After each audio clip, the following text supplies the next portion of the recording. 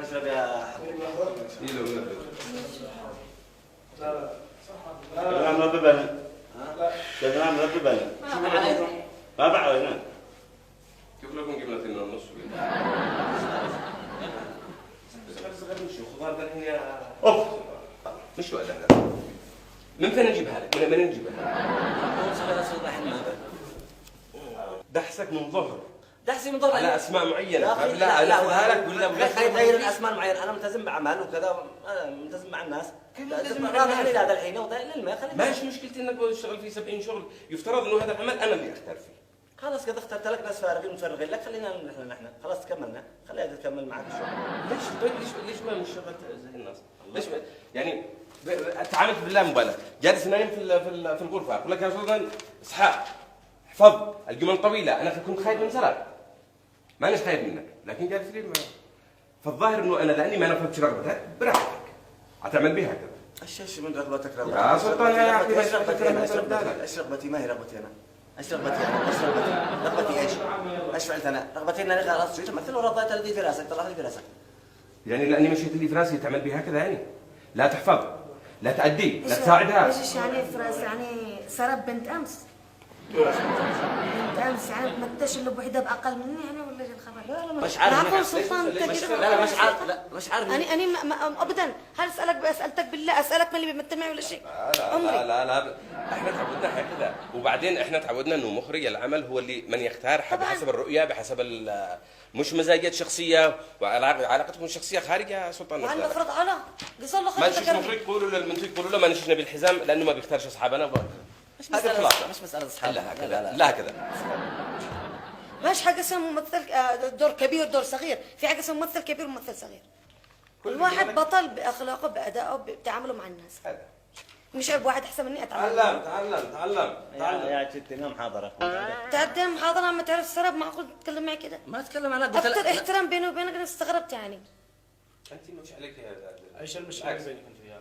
ما فيش حاجه، دحين تفاجأت انه ما قالش. لا مش بيني وبينه، بالعكس بيني وبينه كل احترام. اكثر معزه بيني وبين سلطان، اكثر واحد من الشباب كلهم. فنتفاجئ انه يتعامل كده عشان ما كانش يشتيني انا اشتي واحده ثانيه.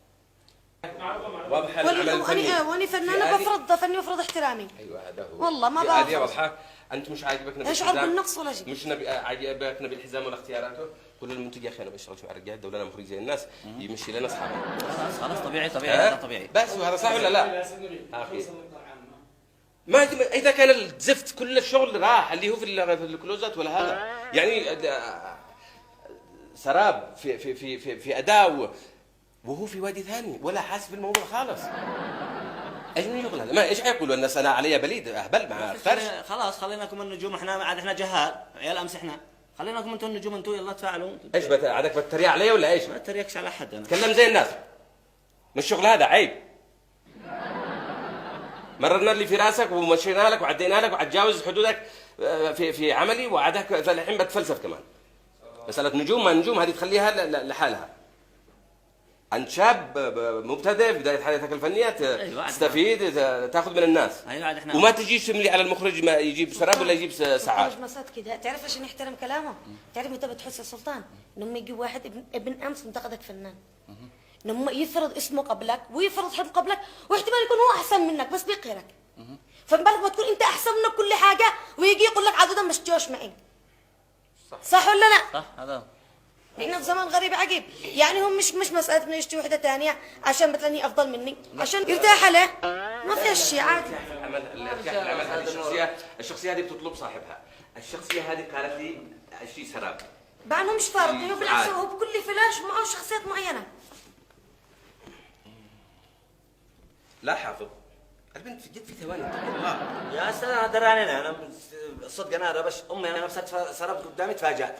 يا سلام انا بوقع واحده ثانيه على ما اساس ما من انا ما بديش على مزاجي. فهمت امس من المنتج نفسه انه هذه هذه معك كذا وكذا. انا تفاجأت قد سرب. مش دخل سراب. لا تفاجأت قبلك وحده حيالله. لا مش حيالله. لا معاذ الله. مش حيالله. انا قلت حيالله. ها تتفاجئ ترضى من حاجه كبيره انك تتوقع انه وحده اللي ترضيك. مالك يا سلطان؟ انا باقي افكر. هي جت عشاني جت في فلاش. انا باقي اقعد بس المخرج مش يكون اما يكون اللي قدامي يعني مؤمن انه المخرج هو اللي يختار، هو اللي يحدد الملامح الشخصيه وبالتالي يختار لها عمري ما فرضت رايي على فضل. من أين عارف يا رمزي الله يحفظك؟ من أين عارف؟ جالسين نداحس من الضوء. واحدة ثانية بتجيب فلانة باسمها. قلت يلا. طيب وحتى مش يعني نسيت. لا أنا مش بجيبها لك في فلاش ثاني ويخرجوا. يعني شفتني سيئة أنا ولا شيء ولا مش مقبولة ولا. صعب إني أرضيك وأخسر جمهوري كامل. وجهة نظر. كيف نفعل بذلك؟ وجهة نظر، هات وحدة زي بكل المواصفات. يعدي بس يحاول كل ما حدا يعني زاد تمام مقاما عند الناس كل ما ازداد تواضعا ولا انتهى. أنا ما بعملش كده بترفع إلا ودرع أشعر بنفسي نقص. صح هذا طبيعي. أشعر بنفسي نقص. الواحد يتواضع. لكن الحمد لله أشعر بنفسي كل حاجة مليحة، مش مسألة مغرور، إنما في فرق بين المغرور وعزة النفس. أيوه التواضع حالي. إنسان واثق من نفسه. أيوه لكن تقول وعاده يتخور السرات. لا حول ولا قوة إلا بالله. ارتاح. أنا اللي اديتك الفرصة هذه يا سلطان. خلاص فرصة. أنا اللي استاهل. مش مشكلة. ولا أنا بالإمكان أنا لو أدري إن هذا ممكن يحصل ما تشتغل معي، لو أكل تراب داخل البيت.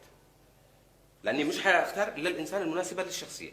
خلاص هذا شيء يرجع. وأنا بالنسبة لي أنت أي ممثل أي حاجة. والله أستاذ نبيل أنا جيت باسمك. أنا عارف تمام. أنا عارف الكلام. وأنا اللي عادني فخر للعمل ده، مش أنت وسلطان والناس كلهم يعرفوا ذا الكلام. صح ولا لا؟ ومع هذا بدي اتقبل والله العظيم والله لو كانت وحده جديده وسمعت ذا الكلام انه سلطان ما غش كيف كان بدي يا استاذ نبيل؟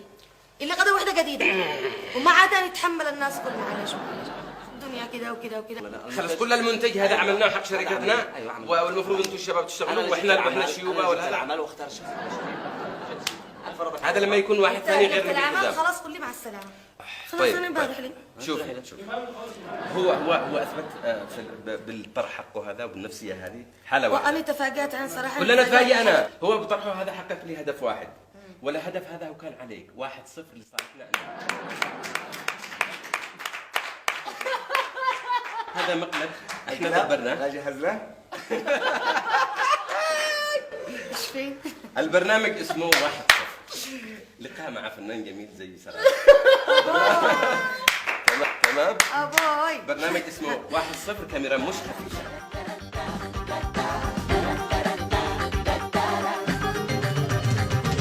واحد يغضب واحد يزعل واحد أخذها 1-0 يمزح 1-0 عليا.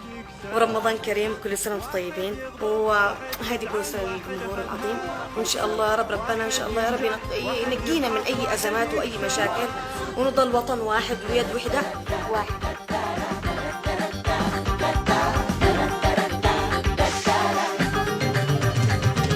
واحد يغضب. مشاهدينا نلقاكم في الحلقة القادمة، إلى اللقاء.